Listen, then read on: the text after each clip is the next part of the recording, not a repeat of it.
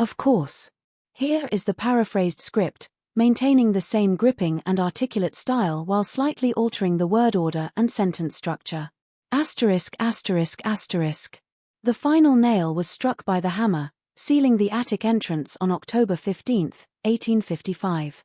For 78 years, no living soul would set foot in that cursed space above the Grand Grimby estate in coastal Maine. What was discovered by Miguel and Carmen Rodriguez when they finally broke through that barrier in 1933 would launch the largest criminal investigation in Maine's history by the state government. It would uncover a religious sect so twisted that newspapers refused to print the full details, revealing why an entire community had chosen silence over justice for nearly 8 decades.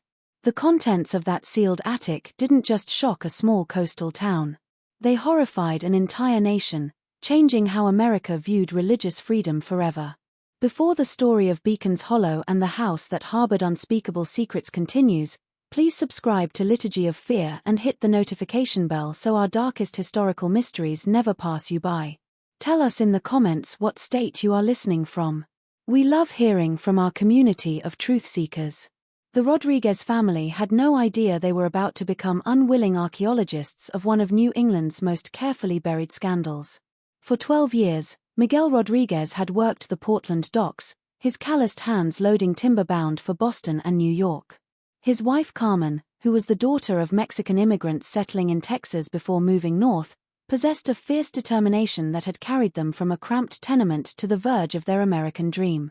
In the spring of 1933, as the Great Depression loosened its grip just enough to make hope possible, they had saved enough to purchase their first real home.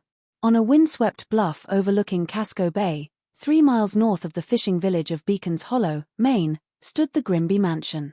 Built in 1847 by Jeremiah Grimby, a lumber baron who had made his fortune in the white pine trade, the house was an imposing 3-story federal-style structure. It had weathered clapboard siding and black shutters that seemed to absorb, rather than reflect, the weak Maine sunlight. The property had been eager to sell for local real estate agent Harold Sinclair. Perhaps too eager, Miguel would later reflect. Even accounting for the economic hardships, the asking price was suspiciously low for such a grand estate. The house has been empty since 1879, Sinclair had explained as they toured the dusty rooms filled with covered furniture. The Grimby family, well, they moved away rather suddenly. West, I believe. California, perhaps? His voice carried an odd hesitancy, as though he were reciting memorized lines he didn't quite believe himself. Carmen had fallen in love with the spacious kitchen, the formal dining room where she could finally host proper dinner parties, and especially the library, which was lined with leather-bound volumes that spoke of education and respectability. The solid construction was appreciated by Miguel, along with the massive hearth that would keep them warm through Maine's brutal winters and the workshop space in the basement where he could pursue his carpentry hobby.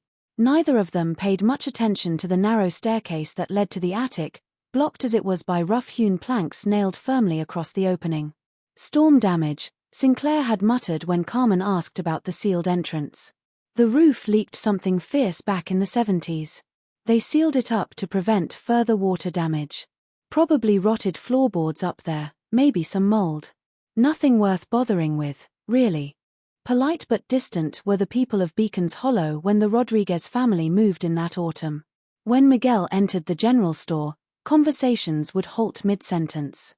Carmen noticed how the other women at church would offer tight smiles and brief pleasantries before quickly finding reasons to speak with someone else. Even the children seemed to regard their new home with a mixture of curiosity and unease, daring each other to walk past the iron gate but never lingering long on the property. "They'll warm up to us eventually," Carmen assured Miguel as they unpacked their few possessions in rooms that echoed with decades of silence. People in small towns are always suspicious of newcomers. My mother told me the same thing happened to her family in San Antonio.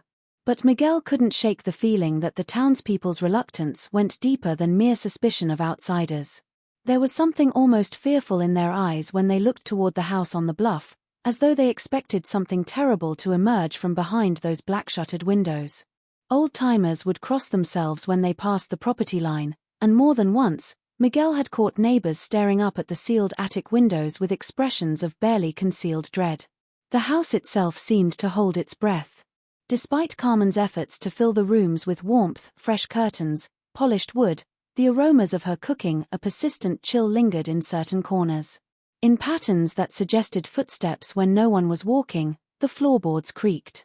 Doors that Carmen was certain she had left open would be found closed, and sometimes locked, though she could never remember turning the keys. It was during their second week in the house that the sounds from above were first heard. With the relentless intensity that only coastal Maine could deliver, November rain drummed against the mansion's windows. Miguel sat by the library fireplace attempting to read by lamplight while Carmen worked on her embroidery in the adjacent chair. The grandfather clock in the hallway had just chimed 10 when they heard it. A soft scratching sound, rhythmic and deliberate, coming from directly overhead. Carmen's needle froze mid-stitch. "Did you hear that?" Miguel lowered his book, straining to listen. For a moment there was only the rain and the settling sounds of the old house. Then it came again. Scratch, scratch, scratch, followed by a pause. Then the sequence repeated. "Probably mice," Miguel said, though his voice lacked conviction. "Or squirrels that found a way in through the damaged roof." But the scratching was too regular, too purposeful to be made by animals. It seemed to follow a pattern, almost like someone tapping out a message in Morse code, though neither Miguel nor Carmen knew enough about telegraphs to interpret it. For nearly an hour, the sounds continued, always from the same location above the library. Carmen tried to resume her needlework, but her hands trembled slightly, causing her to prick her finger and stain the white fabric with a drop of blood. Miguel pretended to read, but his eyes never left the ceiling, following the invisible source of the scratching as it moved in small circles, as though someone were pacing in a confined space. "Tomorrow, I'll get a ladder and take a look at that seal," Miguel finally announced, more to break the oppressive silence than from any real desire to investigate. "Maybe some of those boards have worked loose." Carmen nodded, but her dark eyes reflected the same unease that Miguel felt. The scratching had stopped as abruptly as it began, leaving them with the uncomfortable sensation that whatever had been making the noise was now listening to their conversation. Grey and bitter, the next morning dawned with a wind that cut through clothing and sent dry leaves skittering across the barren ground like frightened creatures seeking shelter. Miguel positioned his ladder at the top of the main staircase and examined the boards that sealed the attic entrance. The wood was old but solid, secured with square-head nails that showed no signs of loosening. No gaps were visible between the planks. Certainly nothing large enough for squirrels or even mice to squeeze through. "Well," Carmen called from the bottom of the stairs. "Sealed tight as a coffin," Miguel replied, though he immediately regretted his choice of words. Something about the crude carpentry bothered him. The boards had been cut hastily, without the precision he would expect from a professional carpenter. Moreover, the wood was different from the rest of the house's interior trim, rougher, cheaper, as though whoever had done the work had been more concerned with speed than appearance. As he prepared to climb down, Miguel noticed something else that made him pause. Along the edge of one board, barely visible unless viewed from just the right angle, were dark stains that looked disturbingly like dried blood. Not the rust-colored residue that might result from bleeding knuckles during construction, but deliberate droplets that had splattered and been absorbed into the wood grain. That evening, the scratching returned. This time it was accompanied by what sounded like muffled voices. Not words they could distinguish, but the cadence and rhythm of human speech. Carmen clutched Miguel's arm as they sat in the parlor, both of them staring at the ceiling as though they could see through the plaster and wooden beams to whatever was trapped in the darkness above. "We should call someone," Carmen whispered. "Who?" "The sheriff." Miguel shook his head. "And tell him what?" "That we think we hear ghosts in our attic." But even as he dismissed her suggestion, Miguel was already planning his next move. Tomorrow he would purchase a crowbar and pry those boards loose. Regardless of what Harold Sinclair had said about storm damage and rotted floorboards, whatever was up there, whether rats, squirrels, or something else entirely, he was going to find out.